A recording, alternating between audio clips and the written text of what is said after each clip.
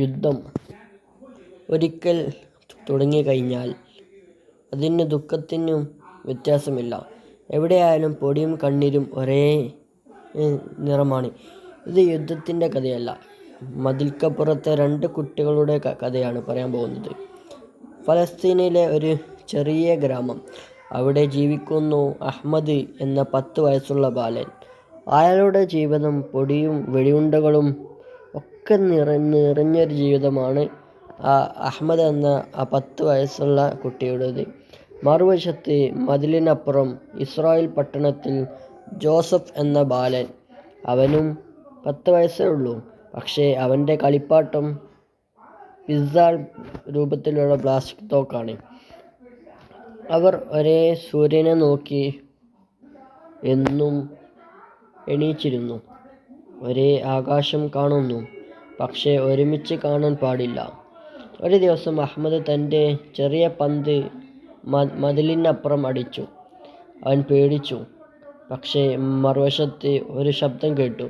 "Hey, നിന്റെ പന്ത് ഇവിടെ." അത് ജോസഫ് ആയിരുന്നു പറഞ്ഞത്. ജോസഫ് പന്തിൽ എഴുതിയിരുന്നു, "നിന്റെ കൂട്ടുകാരൻ." മറുവശത്തു നിന്ന്.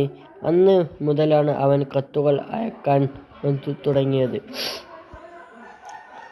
ഓരോ രാത്രിയും അവർ മതിലിൻ്റെ അടിയിൽ ചെറിയ കല്ലുകൊണ്ട് കത്തുകൾ ഒളിപ്പിക്കും.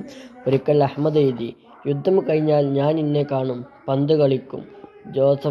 ജോസഫ് കത്തിന് മറുപടി നൽകി, "എൻ്റെ അച്ഛൻ ഒരു സൈനികനാണ്, പക്ഷേ ഞാൻ യുദ്ധം ഇഷ്ടമില്ല. ഞാൻ അഹ്മദിനൊപ്പം കളിക്കണമെന്നാണ് അവിടെ പറഞ്ഞത്." അവരുടെ മതിൽ അവരെ വേർതിരിച്ചു, പക്ഷേ അവരുടെ മനസ്സ് ഒരേ നിറത്തിലായി. ഒരു ദിവസം പട്ടണത്തിൽ വെടിവെപ്പുണ്ടായി. അഹ്മദ് വീട്ടിൽ ഒളിച്ചു. അമ്മയുടെ കൈ പിടിച്ച് കരഞ്ഞു. "അമ്മേ, ഞാൻ ജോസഫിനോട് ഇനി സംസാരിക്കാൻ പറ്റുമോ?" അമ്മ പറഞ്ഞു, "ദൈവം ആഗ്രഹിച്ചാൽ പറ്റും മകനെ." അടുത്ത ദിവസം ജോസഫ് മതിലിൻ്റെ അടുത്ത് പോയി. പക്ഷേ അവിടെ കത്തൊന്നുമില്ല. മണ്ണ്, പൊടി, പടവെടി ശബ്ദം മാത്രം. അവൻ ദിവസങ്ങളോളം കാത്തുനിന്നു.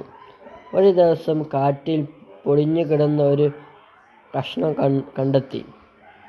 അതിൽ എഴുതിയിരിക്കുന്നു, "മതിൽ ഒരിക്കൽ തകരും, നമുക്ക് ഒരുമിച്ച് പന്ത് കളിക്കാം." ആ ദിവസം യുദ്ധം അവസാനിക്കും. കത്ത് രക്തത്താൽ മങ്ങിയിരുന്നു. ജോസഫ് ആ കത്ത് ചേർത്ത് കരഞ്ഞു.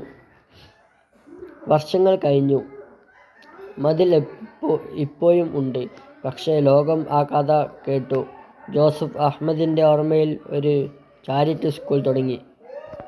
അവൻ പറഞ്ഞത് ഇങ്ങനെ, "നമ്മുടെ മതം, ഭാഷ, ദേശം വ്യത്യസ്ത ആകട്ടെ, പക്ഷേ കണ്ണീർക്ക് എല്ലായിടത്തും ഒരേ രുചിയാണ്." ഇത്രയേ ഉള്ളൂ ഇന്നത്തെ വീഡിയോ. നാളെ കാണാം.